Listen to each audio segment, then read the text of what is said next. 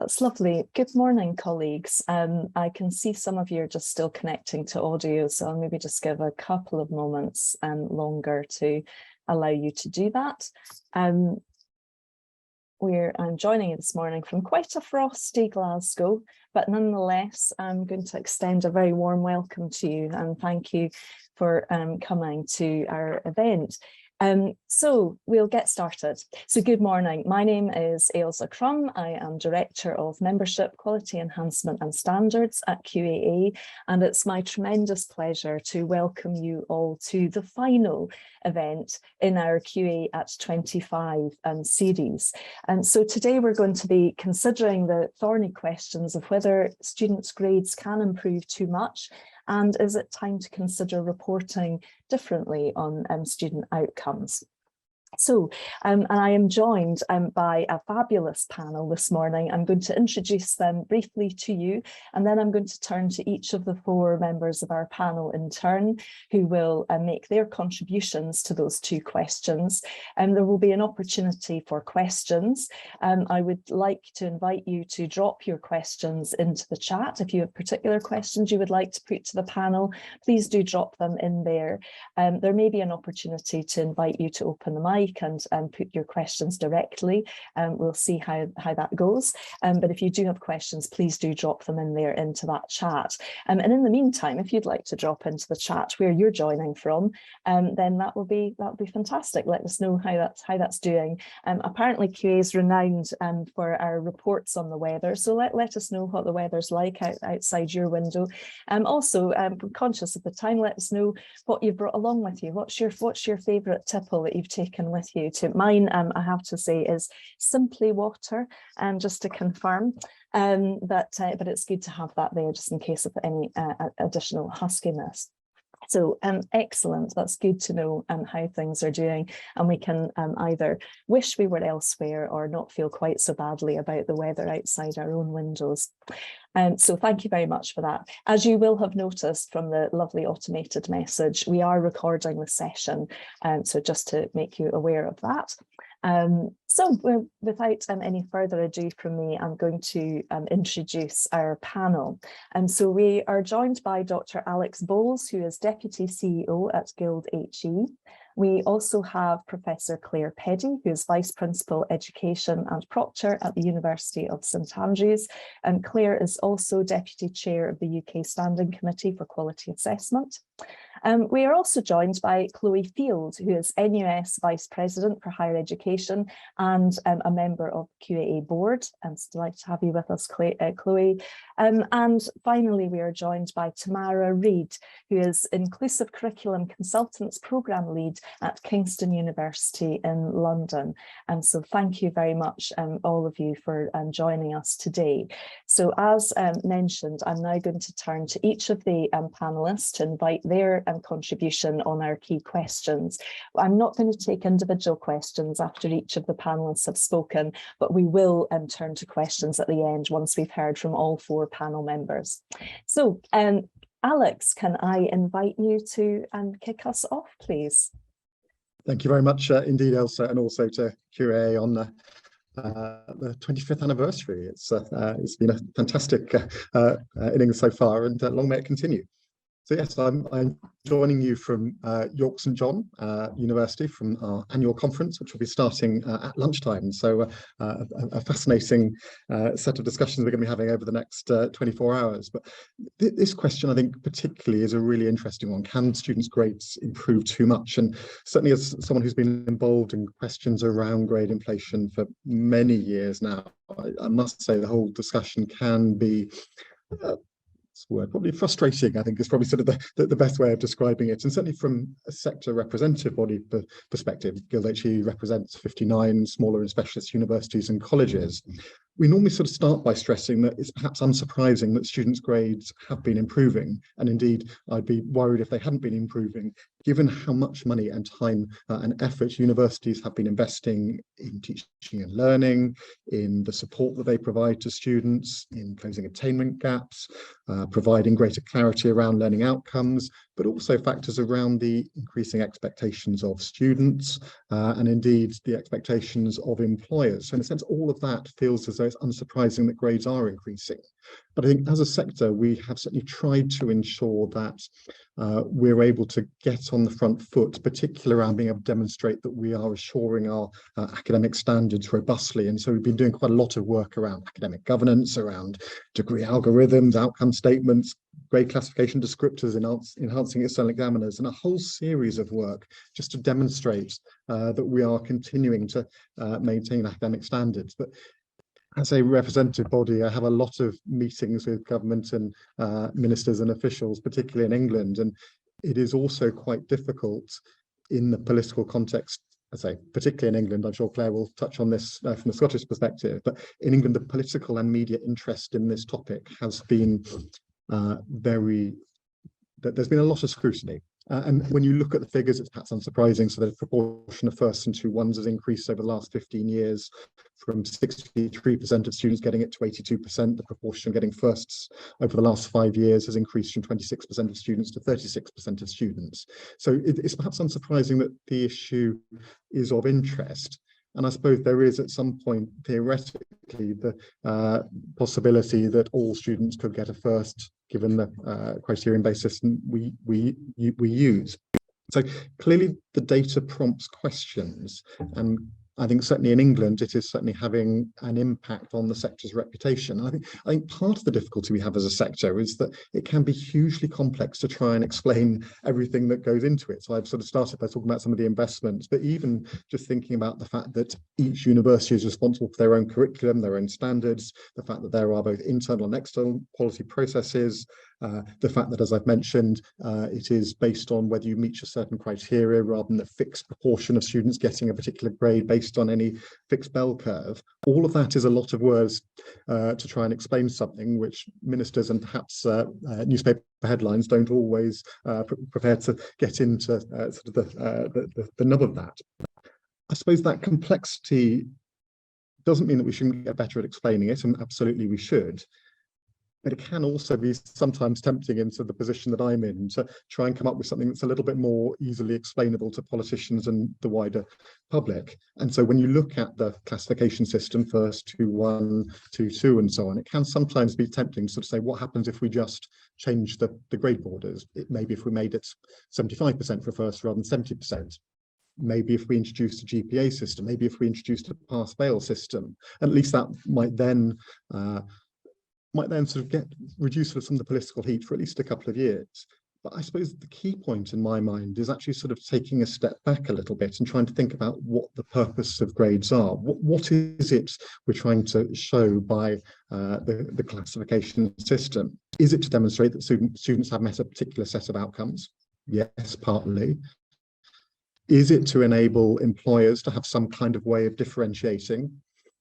Possibly. It certainly is used in that way by a number of employers, or indeed for universities themselves when thinking about PGT or PGR student recruitment, or indeed is a classification system there for something else. But I do think if we're able to get to what is the purpose of the degree classification system, I think that would be particularly helpful. But as someone who's been around the sector for a little while now, I sort of remember Bob Burgess's review, I suppose it's 15 years ago now, which is looking at measuring and recording student achievement. And if anything came out of that, it showed me quite how difficult it is, both in terms of trying to come up with something that is easily understandable, but also how many facets there are to this debate. And the Higher Education Achievement Report has an important place within the sector. Has it taken off in quite the way, and is it used by employers in quite the way that we perhaps thought it was? Possibly not. So I suppose, if anything, ensuring that we have something simple that is easily understandable is often perhaps sort of the starting point on that. I've probably used up more than my 5 minutes, but I'll come back on some of the other points in questions. But getting to the purpose, I think, of what we're trying to measure and what we're trying to show, I think, is for me one of the key points in this debate. Thanks, Alex. That's a really helpful orientation for us. And yes, identifying that kind of question at the nub of things. I'm going to turn now to Claire. Claire. Thank you very much, Elsa, and thank you so much for inviting me to talk about this really interesting subject. Alex has covered a lot of what I'd like to say, but I have a few additional perspectives that I'd like to give. I mean, yes, it is absolutely true that our percentage good degrees has been increasing for some time across the sector, both north and south of the border.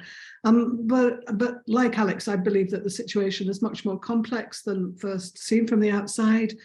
And it's really important to look at classification improvement in context. I mean, not least, of course, the COVID pandemic.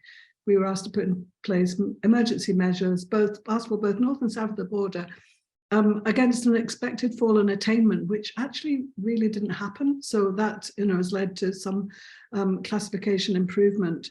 But post-COVID, we are looking at massive improvements in our pedagogy, a little bit of a step change in the way we deliver our teaching, with improved access to digital resources, recorded lectures, accessibility, leading to a greater depth of understanding and better outcomes for our students. So, and linked to these improvements, what we've seen, and Alex alluded to this, is a closure in our attainment gaps. And that's a very positive thing, attainment gaps and awarding gaps. And this closure has inevitably led to a wider classification and grade improvement. At an institutional level, I mean, context is everything. There are all sorts of things that can contribute towards improvement, and that is, in addition to our improved pedagogy, is also about entry tariffs. What did our entry tariffs look like 4 years ago for a Scottish institution? And also, for example, significant engagement in widening access is also a context in which grade improvement needs to be looked at. And I also mentioned, that I might want to talk about north of the border in Scotland. I mean, in Scotland, importantly, we still use the Quality Code as a reference to enable us to assure that institutions have got internal processes with the incorporation of external examiner advice to make sure that we're using marking descriptors for referencing and awarding grades to pieces of work. Because essentially, it's at the point of assessment that we make a decision about what grade is allocated to that piece of assessment, and then from then on, it's a calculation, it's algorithms and calculations that lead us towards the classification process.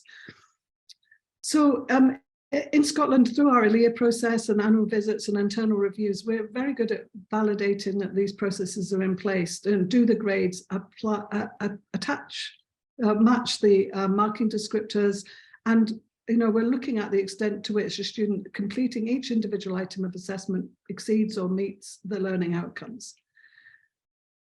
But should we reconsider how we report them? And again, I think I would just like to repeat what Alex has said, is what problem are we solving here? So from my perspective, if we all chose to report, for argument's sake, on a GPA, or one advantage would be that it would reduce the really unhelpful granularity that we have at the moment in the categorization of our degree classifications, where there's very small increases in performance on that bell curve can tip the percentage of good degrees significantly. I mean, essentially a third class degree is awarded to a student who has gained all the credit and therefore met the learning outcomes, and yet a third is viewed quite unfavorably in the employment market. So homogenization of degree calculation algorithms across HEIs is really difficult, because not every institution reports a percentage. We have alphanumeric scales, we have 20-point scales, we have 22-point scales, and what these scales mean in terms of performance and assessment also vary. So at the University of St Andrews, we have a common reporting scale to which all our marking processes map. So we might have different scales within different schools, but everything maps to a common reporting scale. And essentially what we have in the first 2-1, 2-2, third is a common reporting scale, which essentially just drops everything into 4 buckets. And one approach might be to increase the granularity of that common reporting scale at UK level to increase the number of buckets such that we enable a greater granularity in the way we work. But I think just we should remind ourselves about what it is that our transcripts and our outputs from our degrees is offering here. And we need to think about the employers and the further education that students may go on to. In thinking that increasingly the transcript is really important.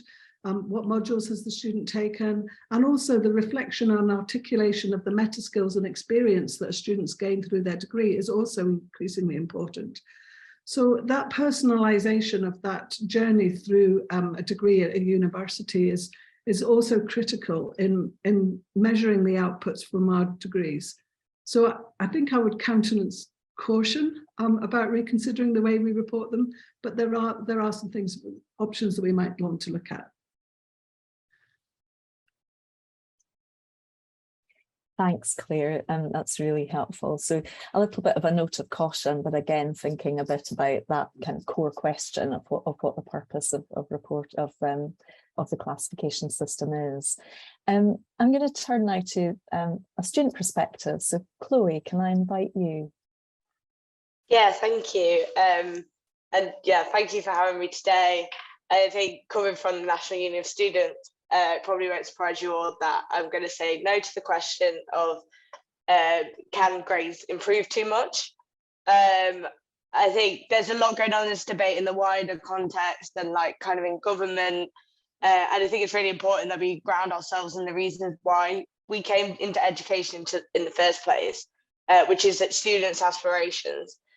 It's really easy to see student grades and outcomes as an aggregated total, a number on OFS data return, or something that you have to justify in the media.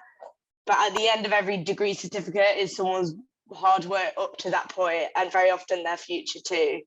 You know, especially during this cost of living crisis, we're seeing students working 3 part-time jobs and doing a full-time degree just to get that degree certificate over 3 years, working hard to get the right A levels to go to the university that you want to, kind of balancing this newfound independence often and paying your way to go to university to get that degree certificate and to make your way, pave your way in the future.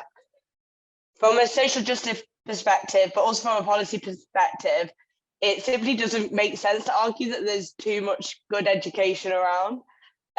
When the government says too many people are getting firsts and 2-1s, it's also strikingly clear that they do not mean their own often privately educated children and like those of their friends. They mean students who often wouldn't have had that chance to go to university, maybe back when they went to university. So students of colour, disabled students, working class students, those students who are already burdened by awarding gaps in institutional discrimination. And the logic of this entire piece is fascinating.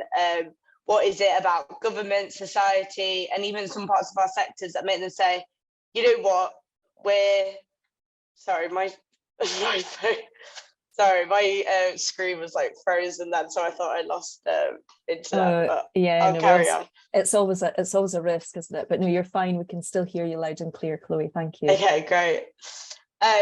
Yeah, so as I said, the logic of this entire piece is fascinating. You know, what is it about government, society, and even some parts of our sector that makes them say, you know what, we're teaching people too well, they're achieving too much, and the one core purpose that we have, giving students opportunities to better themselves through education, it's going too well again. So we've got to start cracking down on young people's hopes and dreams, and that is often you know, kind of is the priority of the government. You know, students are doing too well, they are terrible, they're having too much of a good time, and you know, the government's like, we have to crack down on this.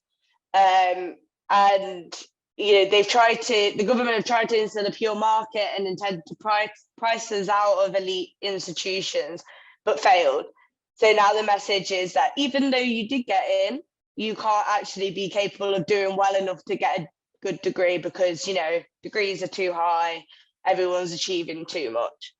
It's the same argument that they made when teenagers do better at GCSEs and A-level year on year.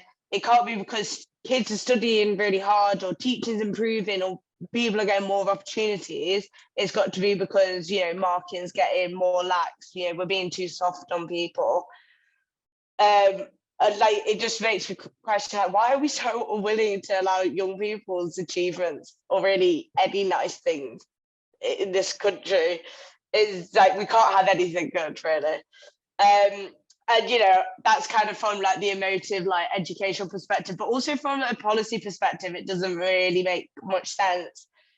When universities are measured on completion rates, on attainment, on graduate outcomes, and on awarding gaps, then of course it incentivizes them to work on these issues.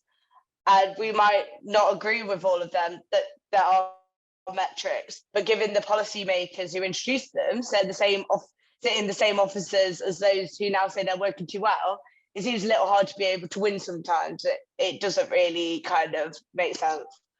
And, you know, we can point out all the flaws in the logic of the government all day and laugh amongst ourselves at the constant culture wars that I presume we all experience in the sector. But at the end of the day, if you take one thing from my contribution, it's that to remember that these are real life students at the end of this, and they are concerned that this whole debate will result in them not getting the grades that they work hard for. I think there's also the other question in this debate. So should we change how we measure degree outcomes? Now, I'm not experienced or knowledgeable enough to kind of assess metrics and marking, but I think we also need to acknowledge that what we really need to go further and reassess, what do we want for students when they come out of university? Is it just that they get, you know, a high grade in their degree, that they go on to make a profitable job, which, you know, pays them really well?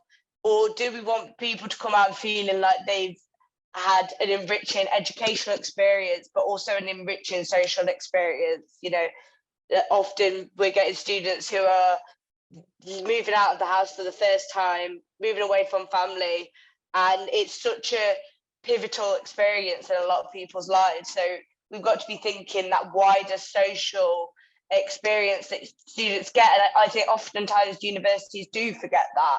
I mean, pushed by kind of the, you know, the targets that the government puts on people, but we really need to remember, is it about getting a really well-paid job in the future, or is it about being able to get a job that you care about and enjoy and treats you well? And is it about getting the highest grade ever, or is it about, you know, having an experience where you are not stressed about paying your rent constantly, or you're having an experience where you've made loads of friends and you found people who have similar interests in you? So I think we need to also kind of take it that a bit further. It's like, what do we want students to kind of get out of university? So yeah, they're just things that I think we really need to think about. And yeah, that's everything. Thanks, Chloe. That's great. So that takes our fundamental question even further. So we're saying, not only are we saying what's the purpose of classification, but actually what do we want students to take from their educational experience at university? Thanks very much. That was really helpful. Tamara, can I turn to you and invite your contribution to our discussion today, please?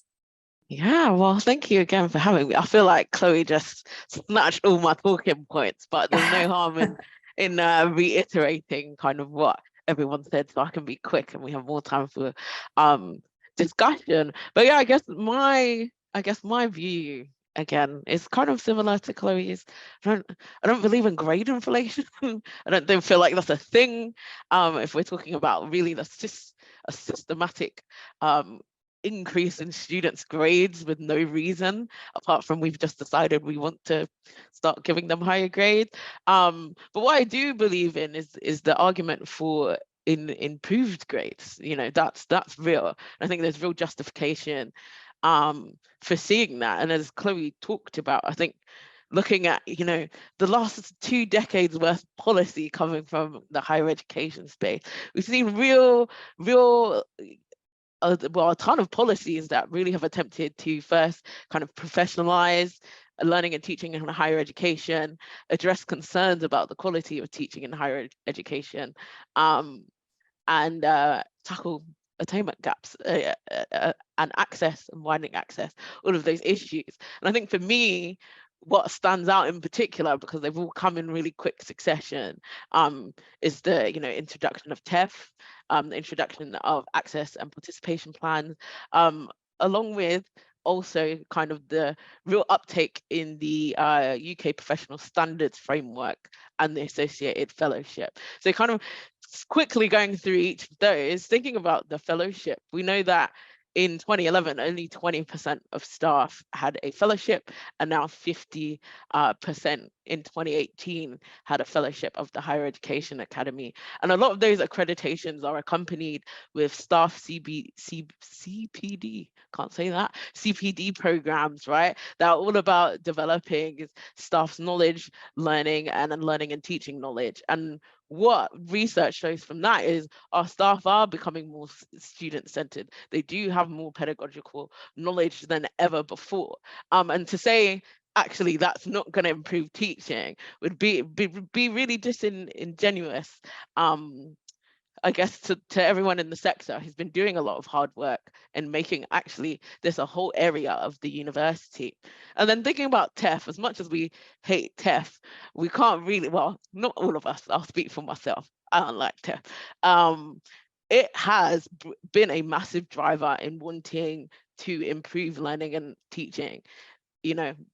The reasons, whether that's kind of competition or whatever the government wanted to put TEF in place for, it has forced us to pay attention. And what we've seen as a result of TEF is that there has been masses of investment in learning and teaching again. And we know because of TEF, actually, there was another increase in staff across the sector getting their teaching qualifications. So really clear evidence of big boosts in our staff becoming better teachers and wanting to improve kind of the learning and teaching of our student bodies. And I think most importantly, with the introduction of access and participation plans, which really like benchmark, and which is crazy, again, like Chloe said, to think, oh, we're so annoyed that more students are getting first and 2-1s when our government said, actually, we need you. A good degree is a first and a 2-1, and we really want you as institutions to let your students get that. So there's been that massive focus on inclusive learning and teaching in particular, and closing attainment gaps. And we know from our work at Kingston, particularly between kind of 2012 and 2018, we saw what taking a real institutional approach to inclusion could do by using our kind of inclusive curriculum framework and our value added metric, and really rolling that out and supporting staff with their curriculum development and design. So we saw our attainment gap almost half, from 29% to 13%. And I think what also stood out is the fact that it's not just kind of our students' colours outcomes improve, but also all of our students. And we know designing from the margins tends to boost everyone up. So that's a really clear example of the work being done and having good student outcomes, mainly because of that work. And again, it would be really disingenuous and rude to be like, grade inflation is the reason that we saw improved outcomes for all students. So I think that's a real testament to why we are seeing improved grades within the sector. And I argue like none of this can really be truly grade inflation, because we do have awarding gaps. And actually what we are aware of is that not all students' grades are inflating and inflating at the same rate. So, if there was this systematic thing going on of boosting students' grades willy-nilly, then we would see that really equally distributed across our student characteristics. That's not what we're seeing. So if we take a look at students, the kind of ethnic characteristics versus who's getting first. So for example, we know Black students are they're getting first, and that's increased by 10% since 2015. But for white students, that's increased by 15% from 2014-15 to 2020. And so again, if there was systematic grade inflation, we would expect the same rate of increase, and we're not seeing that. And also in this last year, actually, we're seeing the gap widen in terms of Black students and white students getting first. And that decrease is in the number of Black students getting first or 2-1. So we're not seeing grade inflation for that group of students. And actually, speaking to my colleagues from across the sector, overall, we are starting to see Black students' grades and their outcomes decrease post-pandemic, which again speaks to grade inflation not being real as this systematic thing. And there are still issues we need to address. And I think if we decided to go with this narrative of there's grade inflation and we need to do something about it, you know, are we trying to kind of re-stratify our students? Are we trying to will we end up moving our Black students, our students of color and marginalized students back into the so-called, you know, back into the third space? I'm going to call it the third space, to not have good degree outcomes. And again, are we then reinforcing inequality? So I hope I've kept the time. Sorry, that was a lot. But yeah, that's me in a nutshell. Thanks, Tamara. That's really helpful and really useful to have that reminder about awarding gaps and the differentials between different groups with different groups of students with different characteristics. In a moment, we have a question in the chat, which I'll come to first, but when we've given some consideration to that, I'm interested in the extent to which the pattern and the picture of student grades are different across the UK. And I just want to mention that to panelists to give you a little bit of a heads up on that. But at the moment, we've got a question in the chat from Catherine Taylor, who's asking, what more can we do as a sector to educate the public and media and push back against the current government and OFS policy direction? So what are some of your thoughts in terms of what we might be able to do as a sector to educate media and governments? Who would like to go first on that one?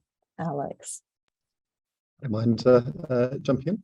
I was particularly struck by Chloe's comment around the importance of ensuring that all student attainment is rewarded and recognised. And I think that, for me, is the fundamental point about the system that we have in higher education. And that, for me, is fantastic. It's one of the hallmarks of the system that we have here. It is interesting, though, when we moved away from a norm-based system, where essentially we said that every student that has achieved a particular threshold, has demonstrated that they have the skills and knowledge, that they've met the learning outcomes, should therefore be awarded that qualification. That can be difficult to explain to politicians. And I suppose the point I was trying to make is that earlier is that in a criterion-based system, at some point, if you continue to improve teaching in universities, if you continue to improve teaching in schools, if you continue to support students, close attainment gaps, etc., in theory, at some point, you could get to a position where 100% of students are getting a first. And going back to your original question about can students' grades improve too much, personally, I don't think that is a problem. But how you explain that to people outside the higher education sector is difficult. And it is interesting reflecting on, for example, medical schools. So for a medicine degree, I think I'm right in saying that you get a pass-fail for the degree. You either have the skills, the knowledge, the qualifications to become a doctor or not. But alongside that, actually, there is quite a robust cohort ranking whereby sort of hospitals are able to select based on that. And at some point, there is an interesting question about trying to explain, okay, we have got a system where we are recognising, rewarding the achievement and the level that students have got to, but if part of the purpose, and we need to accept the question whether that is part of the purpose, but if part of the purpose is to enable differentiation between students, then you need a way to be able to do that. And a system of ever improving first and two ones makes that ever harder for employers, but also makes it ever harder to explain. So I'm not necessarily sure that answers Catherine's question. Being able to demonstrate what the system is, I think, is important, how well we do it. But there is another question there around, if we continue to see improvement, at what point do we then need to add something else alongside it, possibly, or do something slightly differently? So that's my slightly provocative question response to get people going. Yeah, thanks, Alex. That's really good. And yes, I like your idea that theoretically everyone could and we might be arguing should be getting a first potentially, or is there a notion that there's some kind of correct proportion of classifications? But Chloe, you have your hands up. Yeah, I have a thought about like how do we push back and like against kind of what the media are kind of putting out, especially like the right-wing media, because obviously we've seen with the culture wars and stuff like that, like the media has driven a lot of that outrage and manufactured anger. I think what we've got to do when it comes to stuff like that is just not feeding into it, in the sense of like, they've obviously manufactured it, they're creating something out of nothing, and we've seen it happen too many times. And what we've got to do is redirect the focus, and we've got to redirect kind of what is actually important for students. Like, students aren't going to university and being like, oh, everyone's getting first nowadays. They're thinking, I'm gonna have struggled to buy food this week, or I need to meet this deadline, and I've got a lot of work to do. They're not bothered about what tends to be like not bothered about what everyone else gets. They're bothered about what they're getting, and is that equating to the amount of hard work we're going into it. So I think we really need to, when it comes to the media, not like going, I'm not saying like necessarily never responding to stuff, because obviously there's stuff where you just like, they're outright lying and you're like, no, you're wrong. But like also not allowing the kind of fire to be fueled in that sense, and kind of being like, right, okay, you're saying that students really care about this freedom of speech bill, when actually this is what we're hearing about from students on the ground. They're really, passionate about this on campus and stuff like that. So reshifting the focus, I think, is really vital, because it's easy to fall into it. And coming from NUS, it's like, we're thrown into it constantly. But you kind of just have to go, is this going to help the situation if I'm going to keep on fighting back, and kind of redirect the focus and things. Thanks, Chloe. So sort of a redirection of focus and onto what students actually want, which might be a little bit more about a sense of fairness, perhaps, fairness for their effort. Thank you. Claire. Yes, I'm tempted to say that we might be wasting our breath when we have people talking about aspirational parents and achieving good education through private schools. But anyway, I think in terms of dealing with this with government, I think engagement is really critical, and we need to engage not only with the politicians, the existing politicians, but also politicians that may have influence in the future. That we need to start to talk as much as we possibly can about the higher education sector, and educate people as much as we possibly can about how we operate, and to talk about the processes that we have in institutions. For example, the recent work that we did on external examiners, and that whole robust network of external examiners that we have across each institution. I mean, I have over 150 universities feed into my university about the standards that we deliver in St Andrews through the external examiner system. And likewise, my academic staff are out working in every other institution that they work in as external examiners, forming that network of quality assurance that's absolutely critical to how we maintain our standards. And much of this is a bit of an enigma to those that don't work in the higher education sector. So at every opportunity, we need to talk about how we work and how we make sure that our standards, and we're marking descriptors that are robust and actually match against and that the students are genuinely achieving that quality of work that we're measuring. So every opportunity we have to talk. Yeah, and to share about those practices that we're engaging in. So so it's about, it can be a bit challenging to encourage particularly some of the tabloids to get very interested in those details. So it's about the sort of trick, I think, almost as in finding the narrative in there that they can engage with. They got interested in subject benchmark statements quite recently, so I think perhaps we could do some work. Well, they did, but unfortunately, not for the reasons that we might have wanted them to. They, and sadly picking up not only the wrong end of the stick, but possibly the wrong stick entirely. But Tamara, I don't know if you would like to come in on that. You're welcome to do so.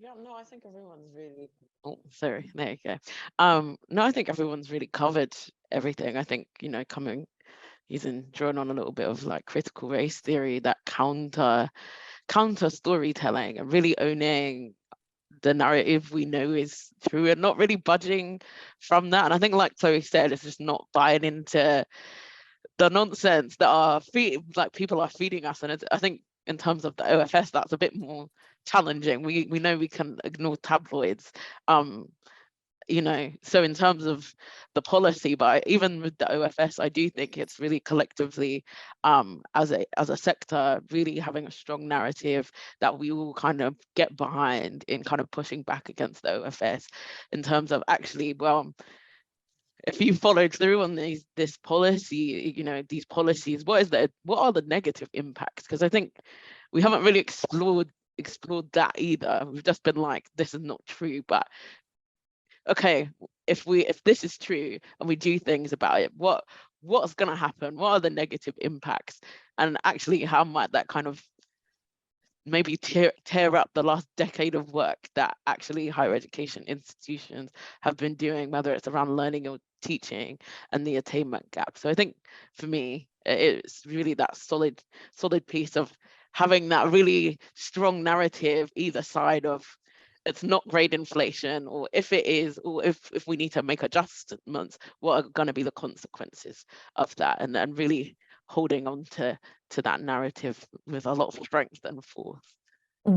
Thank you. Yeah, I think that's like I really see that, Tamara, that, you know, that point you made there at the end about the consequences. So if we are going to make adjustments, then what will be the consequences of those?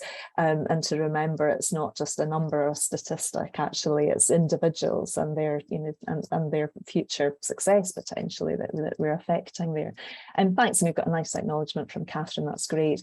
And we have a question come in from Martin Lockett, who I think is, in fact, yes, you've confirmed, and Martin, you're based at the Nottingham Ningbo campus. And Martin's asking, do we think that it's likely that there's a concern about grade inflation or the difference between in likelihood of student achievement in different subject areas? Do we think that's likely to drive student choice in particular directions? I don't know, Claire, can I invite you to come in on that one first? I don't know, is this something that you see in your institution, or have you heard of this happening in other institutions, that students actually are making what we might think of as strategic or programmatic, or even in some instances regrettable decisions about subjects, but are they driven to particular subjects because of what they imagine will be the outcome for them? Thank you very much, Elsa. So that difference between quantitative and qualitative assessment subjects, or the assessment thereof, is something that's found across a number of institutions and across the sector. But my evidence is that the students don't necessarily choose subjects with that in mind. So they're choosing their discipline because of where their interest is, perhaps with the view for likely employment at the end of their degree. But from my perspective, most of them are actually following on from their A-levels or their higher, and they're going into a subject that really interests them. So I don't think that these outcomes are necessarily really well known to students either. But it's actually something I was having a discussion about with my team just at lunchtime today, just talking about the differences that you do get across disciplines and the different cultures in terms of awarding really high marks example, subjects that are examined by subjects that are assessed by essay, as opposed to a maths exam where it's quite easy to get 100%, for example, in the exam. And so it's about, and I think this is about assessment design. And I think we're doing a lot in our institutions now to improve our assessment design with the aforementioned improvements in pedagogy. And I think that's work that's really ongoing at the moment. And I'd like to see an improvement in that differentiation between the disciplines. But no, I don't think it influences student decisions at the moment. But I'd like to hear from the students on that one, if Chloe might know. Yeah, absolutely. Chloe, and then I'll maybe come to Tamara. Chloe. I wouldn't necessarily, fuels and encourages students to take certain courses with this, but I think it is a good, it's good to recognise, the move that universities could start to take to increase their degree outcomes to those more quantitative subjects. I mean, we're already seeing that. That's obviously what the government wants to see, get rid of the Mickey Mouse degree is what they mean, and kind of move to the more scientific base. And I think that is a genuine fear. But then again, it could kind of be a self-fulfilling prophecy, like if that move does happen and, quantitative subjects are kind of prioritized more by universities, then qualitative subject leaders and, tutors and stuff like that, they're going to start trying to mark students more highly in order to keep those courses. So it's like that is going to happen. It's going to be what the government is complaining about already now. It's going to happen more. And it also, again, it's that narrative of, these subjects are better than these subjects. And it's talking about numbers on a page and not like what people get out of a course and what people enjoy and what helps. All courses, I would say, benefit our society in whatever way. It might not be, okay, you might not be doing a STEM subject, which is, creating medicine, but should our value in society be based on, are we doing the most amazing thing for humanity, or are we developing knowledge in certain areas like sociology, or, how the world is run? And yeah, I think that is a big shame. But I think with students, I think a lot of students won't really acknowledge all this kind of discussion, especially from the government and stuff like that. But I think they do notice whilst at university that, I noticed when I was a politics student, I would often get, 2-1s, and then I would see my friends who did economics more likely to get firsts, and they were getting 90%. I was like, I'm never getting 90%. Like, no one gets 90% in an essay. But I think people understand that. They understand that, a 2-1 in one course is different to a 2-1 in another course, and that's completely fine. It's all about your worth in yourself. But then again, it does help you funnel that fear of am I going to get a good job because, my friend over there is getting a first and I'm getting a 2-1. So I think generally we have to what's really important is changing the narrative across society around you are not just worth that number you got on your degree, it's what you got out of your degree and the experiences and stuff like that. That what really matters, and kind of what you built socially and knowledge wise and all this stuff is way more important than the grade. Thanks, Chloe. I think that issue you've raised there about different outcomes from different degrees, I think is something I'd really like to come back to. But Tamara, can I invite you to comment on Martin's question here about student choices? And there's an element to Martin's question which is about particularly for students studying in a second language. Is that something that you see in your institution, students making these kinds of pragmatic choices? I mean, it's a bit complicated because I think in terms of, we know particular demographics, pick particular courses and are not overrepresented, particularly in a lot of our Black, Asian and minority ethnic students do STEM courses. And it's not because it's mathematics or quantitative per se, but that's more about of a choice of more influenced, as Claire was saying, by kind of the jobs that come after the opportunities that they will have after leaving university. However, I do know from my own experience and from speaking to other students, you know, students are tactical. So for example, in my degree, we had mathematics modules and we had kind of more qualitative subjects. And I used to sit there and do my grade calculations, be like, okay, if I can get a 90% in this one mathematics module, then that's going to really drag up my whole grade average. So even though that's there, I wouldn't say a bit of that is there. I wouldn't say students are actively picking subjects because of that. And all students are able to do that as well. And I definitely don't think just the landscape that we're in right now, this massive push for STEM, is helping at all either. I feel like that's kind of the biggest decider in who's doing what and going where to do what. However, I do think in terms of how we're marking the two subjects, you know, that's a real thing. I definitely think there is potential when it does come to, you know, STEM subjects, particularly the mathematical ones that use the full marking range. Okay, does our first actually need to be 75% if you're using the whole of the marking scale? That's not really a question we've asked some of those subjects, because a lot of in the qualitative subjects, most of the time we're going up to 75. I've never seen an 80% in my life or in my time at university. So I think maybe there are questions there that we might want to ask, but I think more generally to the point of the actual marks itself, we were just using this for stratification. We just really want to stratify, to label, and I don't feel like that stratification serves us as higher education students, but maybe like the people after, where they go to.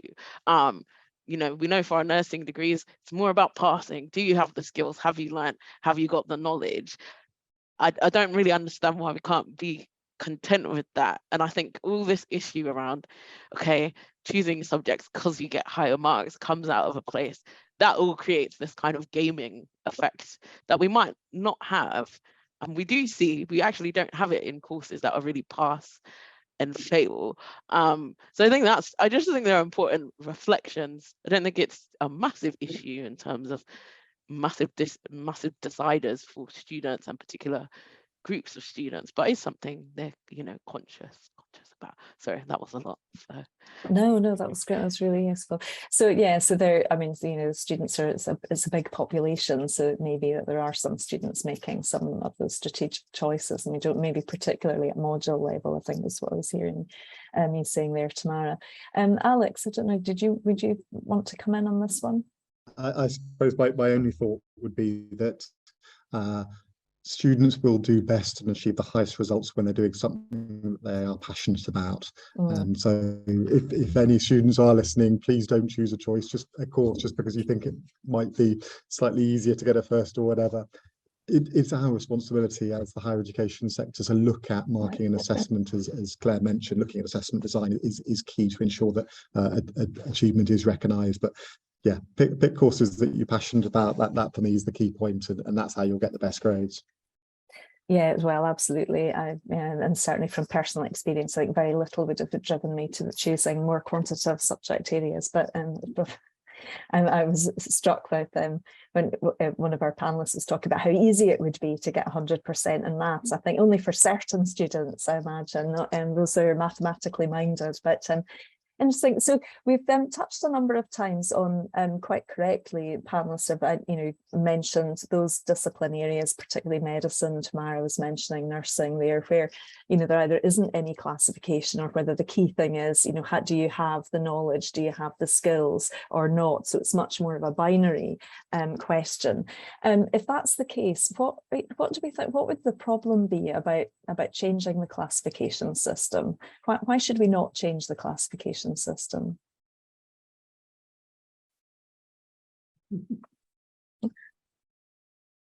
Claire, do you want to come in on that? Yeah, I'm happy to come in on it. It's really interesting. You know, I think, and you think about the degree system that we offer PhDs, we offer master's degrees, and we offer undergraduate degrees. Our PhDs are not classified, they're just pass-fail. That's our highest qualification that we offer in universities, and we seem to be really comfortable without saying anything more than it's a pass. At a master's level, we classify in, it was St Andrews anyway, in a pass, merit and distinction. That's just 3 buckets, and we seem very comfortable with doing that.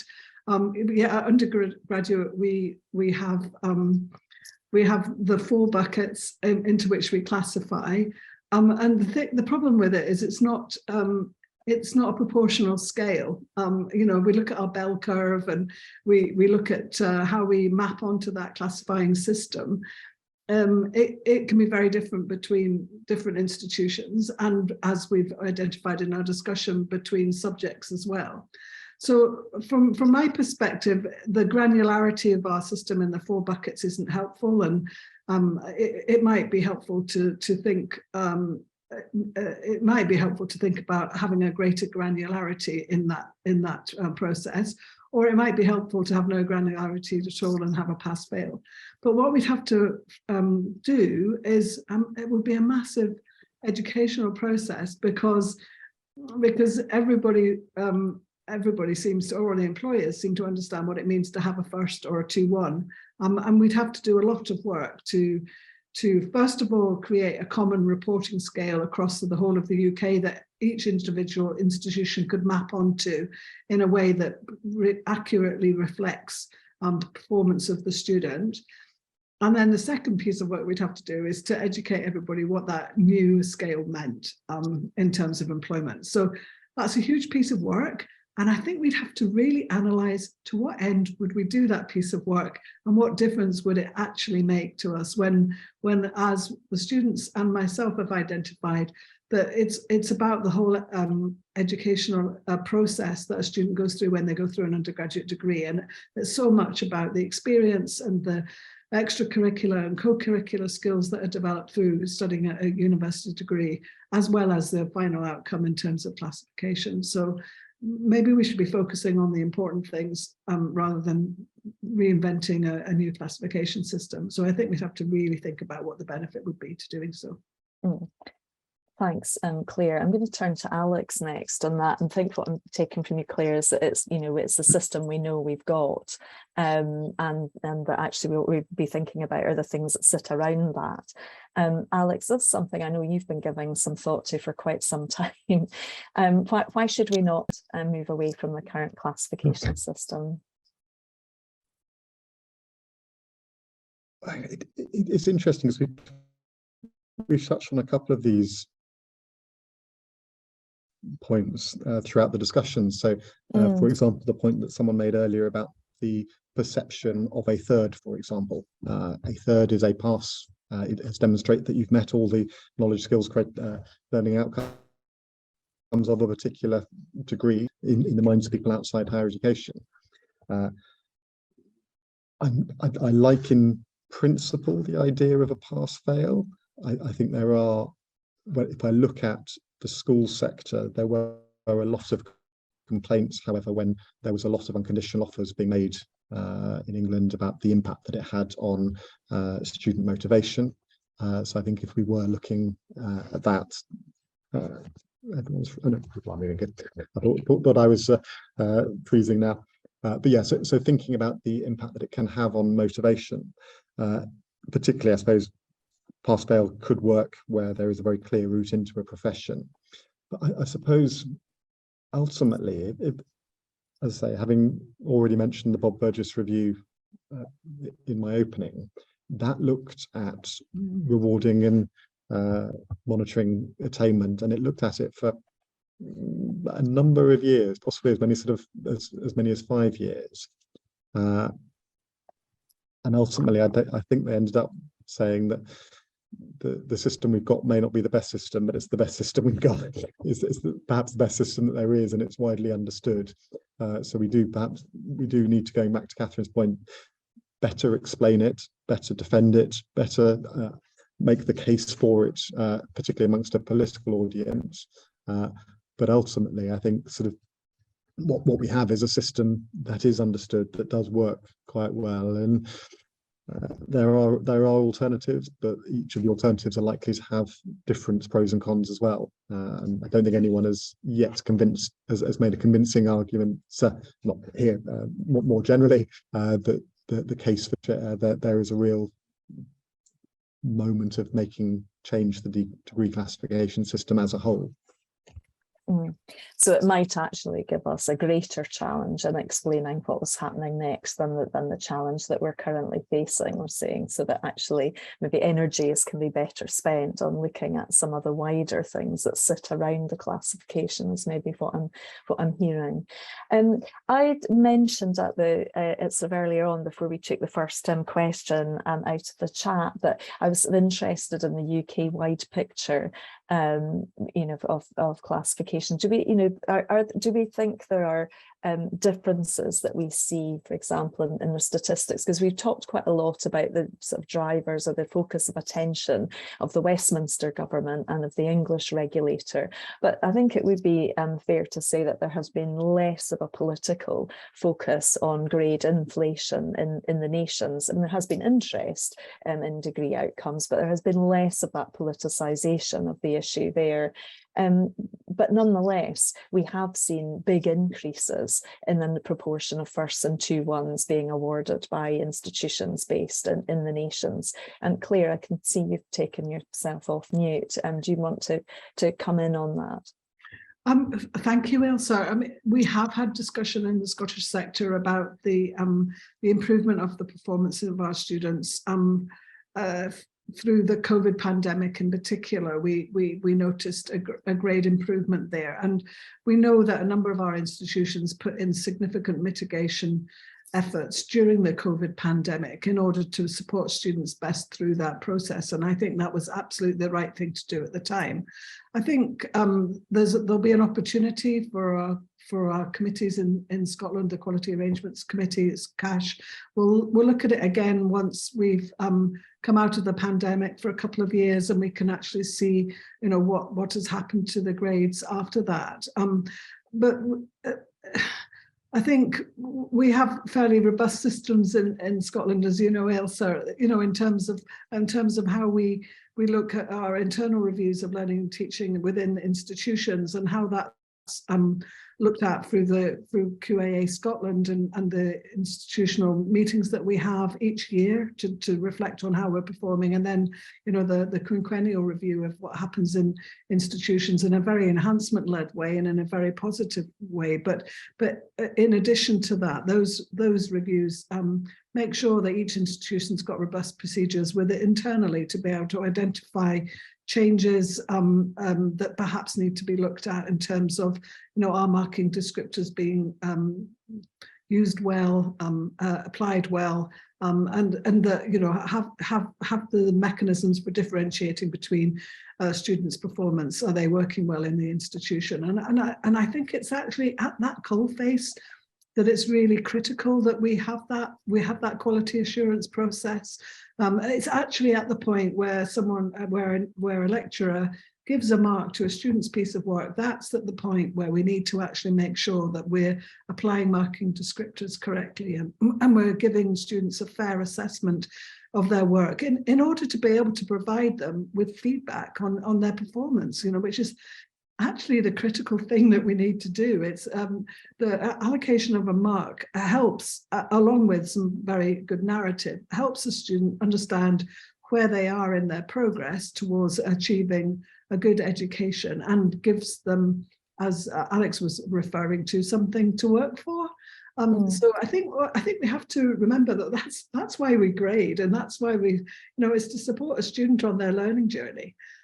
So I would never, even if we were to go to a final sort of pass-fail situation, I certainly wouldn't want to be marking each individual piece of assessment on a pass-fail basis, because I think students need to understand where they are on their learning journey, and grading is a very good way of doing that.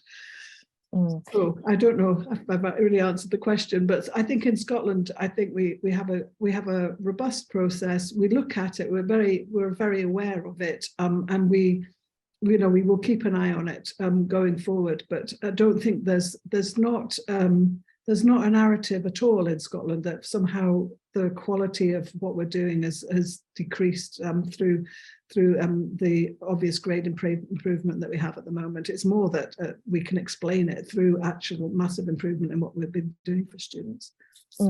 Yeah, thank you. Alex, you've got your hand up. Is that like the meeting where I start getting mischievous? It is interesting that I think it's probably fair to say the amount of improvement across grade student attainment has probably been broadly similar across all parts of the UK. But as has been suggested, the reaction to that has been very different. So I think it's then sort of trying to think about why that different reaction is there, and perhaps in part it is going back to Chloe's earlier comment around a particular government trying to get political gain out of sort of trying to stoke sort of culture wars and so on. But it possibly is a little bit more than that in terms of, and this is where he starts getting a bit more controversial. It is perhaps easier in Scotland, Wales and Northern Ireland, where the sector is relatively closely defined. So there are a number of institutions in Scotland. I can't remember what my head, 13, I think it is. That essentially can all sit around a table, that essentially can therefore sit around a table with a minister and explain how they have invested in improving teaching and learning, why they are making why attainment has increased in the way it has, and that is equally true of Wales and Northern Ireland. It's a lot harder in England, where we've seen such diversification of the higher education sector. And so I often sort of think back at David Watson's description of sort of the reputational range of higher education, where when he was writing that 20 years ago, broadly speaking, a university at one end of a league table could look at a very different type of institution and broadly see that they were doing the same kinds of things with the same kind of structures and processes, and they therefore understood it a little bit more. I think when you have 412, I think it is, providers on the OFS register, that diversification means that institutions will be doing things quite differently, and it's therefore perhaps a lot harder, even within the higher education sector, for people to understand the differences of how different institutions do things. And as I say, certainly in this country, we make a habit of creating hierarchies out of diversity, and therefore we think this is better than that. And so perhaps when you are looking at sort of the 400 plus providers, it's easy to then sort of say, well, our standards are justified, but I'm not sure about theirs because I don't understand them and they look a bit different to me. And so getting better at explaining the diversity of the higher education sector and how different institutions fit within the same England regulatory framework, but hopefully UK-wide regulatory framework, is something that I think perhaps we as a sector haven't necessarily done enough yet since we've had the significant increase of number of providers on the register, and I think that is perhaps something that we could do more on. Thanks, Alex. That's really helpful contributions. So it's a bit to do with it with a scale. I'd like to stick with you on this one, Alex, for a moment, and then I'll bring in Chloe. There have been providers, there are providers within the English sector in particular who have felt that they are going to recalibrate their or look at their degree algorithms and so on to adjust the proportion of firsts and 2-1s. What do you think is driving that, for example, and to what extent does that interact with some of the things that Claire was talking about the kind of the marking criteria and the very detailed processes we have for making sure that students' work is mapping onto learning outcomes, or and assessment practices and so on?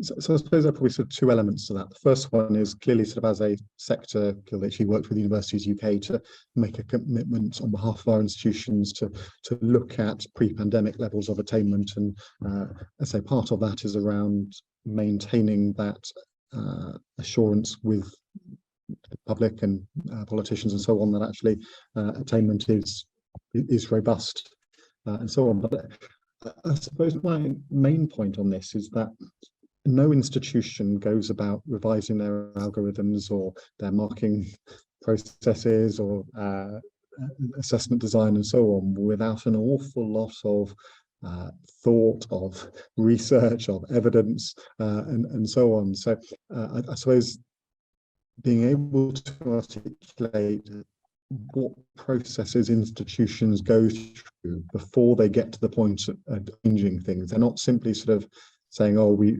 want to do a little bit better in the league table, therefore we're going to sort of tweak our algorithm a little bit here. Actually, what they're looking at is how do we assess things? How does our quality process, our teaching and learning processes all fit together to ensure that we are adequately rewarding the attainment of the students and the effort that the students are putting in. And that, I think, is an important reminder that, yeah, we don't simply sort of go in and tweak things just for the sake of it. We do it on the basis of an awful lot of research and evidence and time and thought. But as I say, that can sometimes be quite difficult to explain in a pithy one-sentence briefing to a minister, but which can be frustrating. But yeah, there we are. Yeah, and it may be slightly tricky to explain when we're talking about having a criterion reference system on the one hand, but maybe seeking to, to adjust outcomes on the other. Chloe, I said I'd turn to you. I'm interested in your view from from an NUS or indeed just simply from a wider student perspective about reactions to those institutions who are looking at adjusting algorithms in order to recalibrate the proportions of first and 2-1s. Yeah, it all just depends on how they're adjusting it. And what I do think is, like, from a student perspective, what students need is not necessarily like how the metrics that are changing and stuff like that, but maybe how, the degree is run, the courses are run. I think they're the more important parts for students. Rather than kind of how it's marked. Once that is quite important, but from like an EDI equality perspective, it's really important that we look at how teaching happens, how deadlines happen and stuff like that, and how that often works for certain types of people and doesn't work for others. So I'm talking like especially about like disability access, about the kind of lack of flexibility that universities allow for deadlines. It doesn't often allow for certain crises in students' time where there are extenuating circumstances. Sometimes that's only beneficial for certain people, and that's all dependent sometimes on how universities do it. Do they ask for a huge ton of evidence, or are they very lenient? There's issues with international students who are doing masters, where universities and like the government are allowing for visas to be extended to take into account extenuating circumstances. So there's various things that students experience which kind of creates inequalities in the education system. So I think that's more important to focus on. But like talking about like the reassessing of kind of how degrees are kind of assessed and metrics, I'd probably take a more cynical approach than Alex and probably disagree, but I do think universities, driven probably by the government and the huge marketisation that we're constantly undergoing, there is a drive for universities to fit into this mould of what the government want, and whether it's gradual culture change or immediate pressure. But I think there is an extent of universities needing to succeed and survive in this marketised world of higher education, and therefore changing metrics to kind of satisfy the government. Not always, but I think there is that case that happens. So yeah, they're kind of just like my thoughts around that. Thanks, Chloe. That's really helpful. And yeah, and certainly in institutions and staff and indeed students within them do come under tremendous pressure. There's no doubt about that. You've all talked about in different ways, and Chloe, particularly, you emphasised earlier about, and you were just saying just now about the, how students experience their education is really important. One of the charges, or one of the challenges that's sometimes put to counter this notion of there being an increase in first and 2-1s is, how can we say that students are actually achieving better, and that this is a realistic, it's a real achievement, when actually the amount of time students have to spend on their studies is less than it used to be before. And we can see that the proportion of students who need to work during term time has increased. And Tamara, I'm interested to bring you in on this. Is this how do you see that experience of students, the amount of time that they actually have to devote on their studies? Is the fact that students have a lot of calls in their time, whether it's because economically they need to have a job during term time, or because they have a range of other calls in their time, they might have caring responsibilities and so on. How do you see that playing out with student achievement? Can you say that again, the first part? Yeah, just interested in, sometimes that it's a sort of counter to student achieving well is the point that students may have less time to devote to their studies now than they maybe had in the past, because there are a lot of students who need to have term time jobs, or they may have other draws on their time. But how can we be sure that actually, if they do have less time in their studies, how can we be sure that actually this kind of improvement in their educational outcomes is a real improvement? I mean, well, I think I find that statement just so highly offensive. First of all, if anyone's making that argument, we do know our students are experiencing a range of issues, whether that's working full time, whether it's having caring responsibilities, could be a whole load of things that is reducing the time. But just because they don't have that time doesn't mean they can't do well, right? Uni shouldn't be encompassing the whole of a student's life. So that's one thing. We do know that it's 40 hours a week. Yes, some students are working full time. But sitting down with my students, having been kind of a working class student as well in uni, you kind of make stuff happen, particularly because you need it to. For a lot of our students, there is no fail-safe. Uni is their kind of only thing that they have. I know for me it was, there was no, okay, I need this degree, I need to get a 2-1 or a first. So regardless of what is happening, we have to make these things happen. And I think, for a lot of students, kind of that's the case. And more than ever before, there is so much riding on students having a degree in terms of their outcomes in life than there ever have been, before, because only a few people used to go to uni, right? Everything's very competitive for students. So it means a lot to them, and it means they're working hard, regardless of if they now have these extra activities or responsibilities that they have to do. And I think on the flip side of that, as institutions, we are becoming more increasingly aware of that as we've widened access, right? So whether it's trying to create scholarships that will help, right? Help students, help provide them extra funding to make sure they don't have to spend that time working. Whether it's making sure actually we are not being really unnecessarily challenging with how we do our assessment, why are we scheduling loads of lectures? Are we really using all that time? Even to how students can engage, whether that's kind of lecture recordings. And a lot of students I know watch their lectures in 2.5 times, two times speed, right? And becoming more efficient about their learning and teaching experiences, and using everything that they have and the university support to curate a learning and teaching experience that is going to be able to support them live their lives. And we're seeing, because of COVID and because of particularly all the attainment gap work too, this push towards individualized learning that students can really curate to work around their lives. So that's why I just find that whole argument really insulting, because we've been doing so much work on this, and we also just recognize where our students are coming from too, and the pressures on them to achieve well despite all of those things. So those would be my reflections in relation to that argument. Thanks, Tamara. That's really helpful. And I think that loops back really nicely to some of the things you were saying earlier about the increased CPD that staff are taking part in, the increasing number of, decreasing proportion of staff who undertake the Advanced HE Fellowship and who are marking themselves on the UK Professional Standards Framework and so on. And thank you. I can see Claire, you have your hand up. Yes, I wanted to come in on this because it's actually something that we're working really hard on at the University of St Andrews with.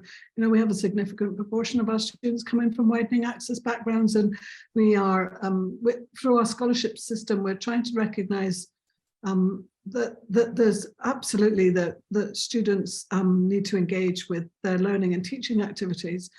But in addition to that, and I think this is where we really need to focus our efforts, and Tamara, I hope you don't mind me saying this, but I think in addition to engaging with learning and teaching, we need to support these students to be able to engage with the co and extracurricular activities that are very much part of university life, and it's often in these sort of the margins of learning and teaching where certain students find it difficult to engage because they've got part-time jobs, etc. And it's that discretionary activity, almost discretionary, although I actually don't believe it is, that students find it hard to engage with. And so things like sports memberships and things like that, we're including in our scholarship system just to make sure that students are not disadvantaged in accessing the entirety of the university education. And I think, and even representation and student partnership, I think it's really critical that we enable all students to engage in representation, no matter what their financial wherewithal is. So it's something we really need to think about in a wider perspective, not just necessarily being able to attend lectures. And you're absolutely right, Tamara. I've spoken to students that are watching their lectures at 2.5 times the speed. Yeah, Can I come back on that? Please do. Yeah, I totally agree with you, Claire. And actually, speaking to my own work, because I forget about my own work, it's been really one of the commitments we've made here at Kingston is almost every extracurricular activity. For example, student ambassador of students during my program, the Inclusive Curriculum Consultants program. We pay all of our students London living wage to be able to make sure, even if it's something like representation, they can still participate in that. And that's been very important to us, actually. Even if we can't provide scholarships, how are we paying all of our students so they can get involved? Or they can do, instead of doing a job at Sainsbury's, they can join the Inclusive Curriculum Consultant program and develop their kind of academic skills there, and get paid through kind of joining our program. And we've actually found it really helps our students kind of, I hate saying it, but re-enter more mainstream, particularly our marginalized students, re-enter more mainstream kind of activities within the university. So from an inclusion standpoint, thinking about being inclusive in those other areas within the university can be really, really helpful. And we know here at Kingston, every one of our students who takes part in those kind of extracurriculars where they get paid, we're seeing better outcomes for those students. So I think that's also a really important conversation a lot of other institutions need to have, because some don't. Pay your students, really important to me. Pay your students. Thanks, Tamara. That's really good. And I think it comes back really nicely to some of those early questions that Alex and others posed for us, of saying, what actually is the purpose of the classification system, and what is, let's think about the totality of the student experience. We're very nearly at our time here today, but before we close off, I want to invite each of our panelists to maybe make a couple of brief closing remarks, and in particular to flag anything that you would have liked to have said that you haven't quite had the opportunity to do as yet. I'm going to run through in the order that we began in, so I'll come to Alex first. Thank you very much indeed, Elsa. I think I've covered most things. I suppose as a sector, we will continue to focus on enhancing teaching and learning to ensure that students' effort is recognised and rewarded, and that all students are able to reach their potential. We will continue as a sector to demonstrate that higher education is high quality, that standards are robust, but we will also continue to enhance those processes to ensure that they maintain their rigour and robustness. But I suppose as a sector, we perhaps need to think about how we can get better at explaining what we as institutions are doing, how we protect quality to a public-facing audience, get better at explaining criterion referencing, and yeah, it'll be difficult to win the argument, but by making the case to politicians, to both sides of the aisle, to civil servants as well as through the media, I think we have a strong story to tell about how good UK higher education is. Let us dumb down just because we're not that good at explaining, or not as good as we could be at explaining it. Thanks, Alex. Yeah, I think that's really helpful. Claire. Yeah, thank you very much, Elsa. And Alex has said quite a lot of what I would like to add, but I think I think there's still something to be learned from sharing of good practice across the different nations, and that we should continue to talk on a UK level about what we can do to provide that reassurance to the outside world that our higher education that we offer in the UK is absolutely top quality, and that we consistently chip away at the narrative that's ongoing at the moment about low quality provision in higher education, because that's absolutely not the case. And our students all get a fantastic opportunity to study with us across all of our institutions. That said, we always need to be reflecting. We always need to be working on enhancing what we do, listening to students, critical to listen to students. I've listened to Tamara today, and I've reflected right away now on how much we pay for supporting our students in various ways. So we're always learning, and we can always improve. And I think that should be viewed externally as a very positive thing, that the higher education sector is constantly enhancing what it does. And it's not an admission of what we actually offer at the moment not being good quality. It absolutely is. So thank you very much. Yeah, we are indeed learning organisations. Thanks, Claire. Chloe, briefly, and then Tamara.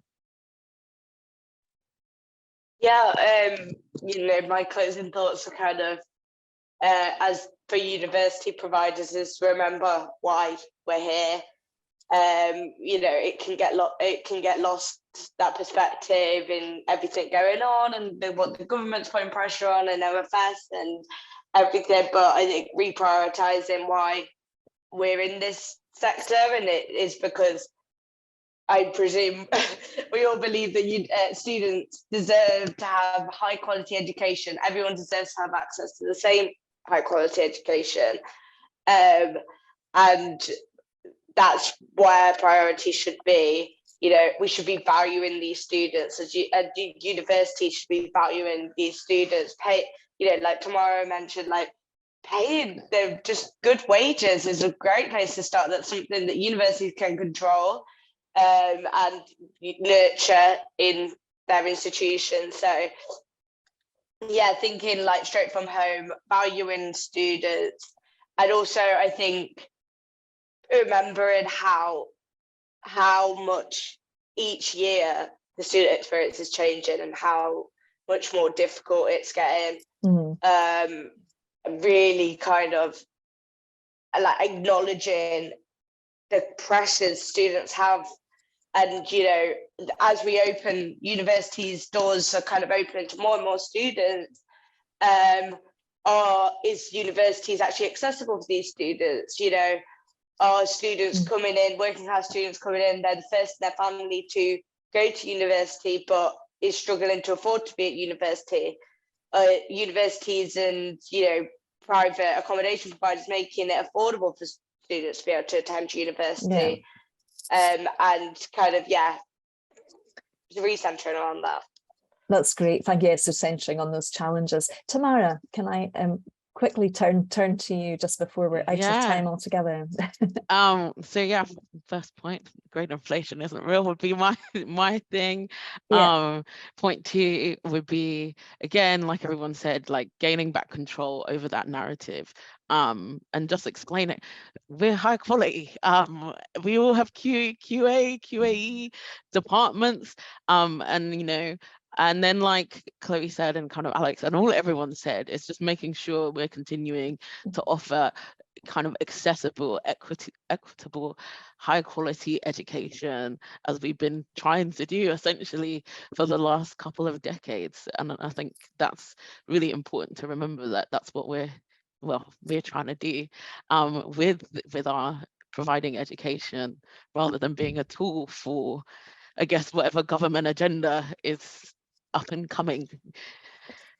Thanks, Tamara. That's a good note to end on. Thank you so much to all of our panelists, to Alex, Claire, Chloe, and to Tamara. Thanks so much for your time and your insights today. And thanks to those of you on the line. Thanks very much for joining us for this conversation. I've dropped into the chat a link to our Quality Compass publication, where we were looking at the challenge of grade profiles, sometimes known as grade inflation, and how that's perceived, how that takes place outside of the UK. So do have a look at that. And we're also carrying out some work within QAA membership to look at conducting a literature review of past reviews of the degree classification system, to see what was learned from that experience and what can we take away from that, and how can we ensure that our discussions about degree classifications now build on what we know already.